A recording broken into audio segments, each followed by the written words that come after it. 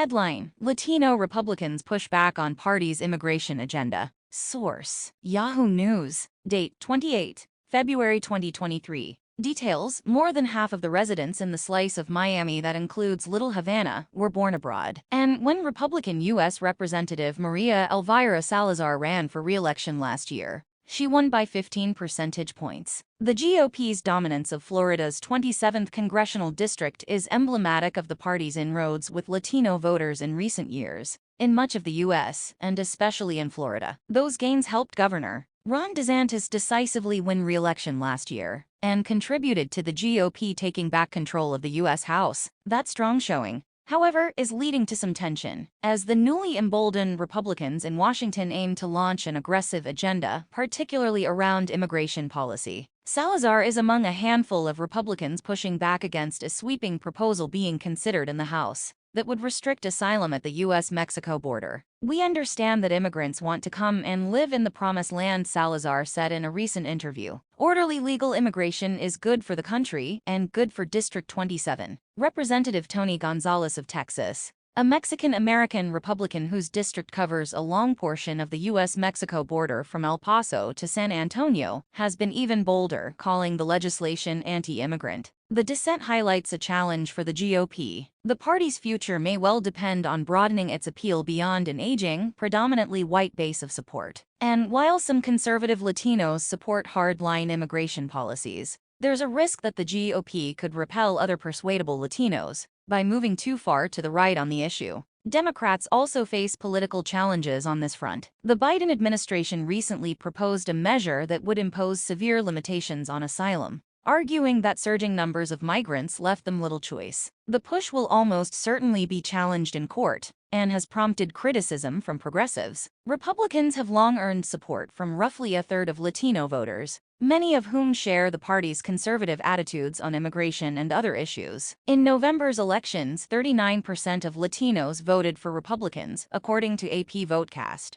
That was an uptick from 32% supporting Republicans in 2018's midterm elections. Overall, about a third of Latino voters were in favor of increasing law enforcement at the U.S.-Mexico border, while two-thirds were opposed. About half said they disapproved of the way President Joe Biden was handling border security. Majorities of Latino voters who supported Republicans disapproved of Biden on border security and were in favor of increased enforcement at the border. For Republicans, Donald Trump, the former president who is again seeking the White House, may have given the party something of a path on how to navigate the politics of immigration. During his previous campaigns and while he was in office, Trump embraced a crackdown on asylum rules, but he also spoke of toughening border security and building a wall. None of his actions cost him Latino support during his two elections. Many conservatives felt emboldened by Trump's performance, by the idea that a Republican could be both anti-immigrant and win Latino voters, said Geraldo Cadava,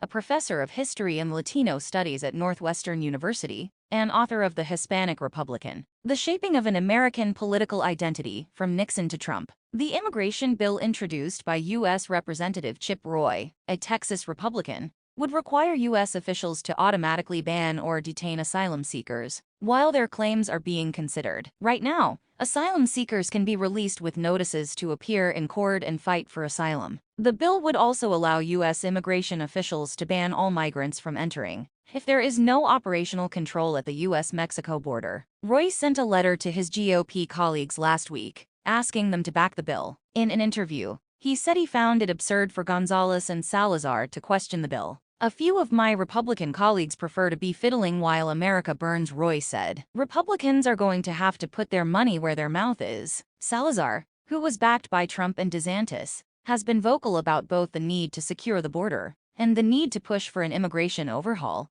that gives some status to those who are already in the country illegally. She said she and colleagues are simply working together to make sure the proposal does not violate any laws governing asylum. "The formula hasn't changed," Salazar said. "We want the Albert Einsteins of the world to come and work for us and continue to make this economy strong. This issue is of particular importance in her district," she said. Massive protests that erupted in Cuba in July 2021, and the government's response to them, have played a role in a more recent exodus of Cubans. Cubans are fleeing their homes in the largest numbers in 6 decades, to escape economic and political turmoil. Most fly to Nicaragua as tourists and slowly make their way to the U.S. via Mexico. I do know that my district appreciates what I am saying, Salazar said. Some Democrats have pointed to Salazar's comments to support their opposition to Roy's legislation. U.S. Representative Eric Swalwell, DeKalb, recently showed a poster board at a border security hearing featuring a quote from Salazar. "Are we stupid? Come on. This country was based on good minds. Look at Albert Einstein. We gave him a piece of paper to come in."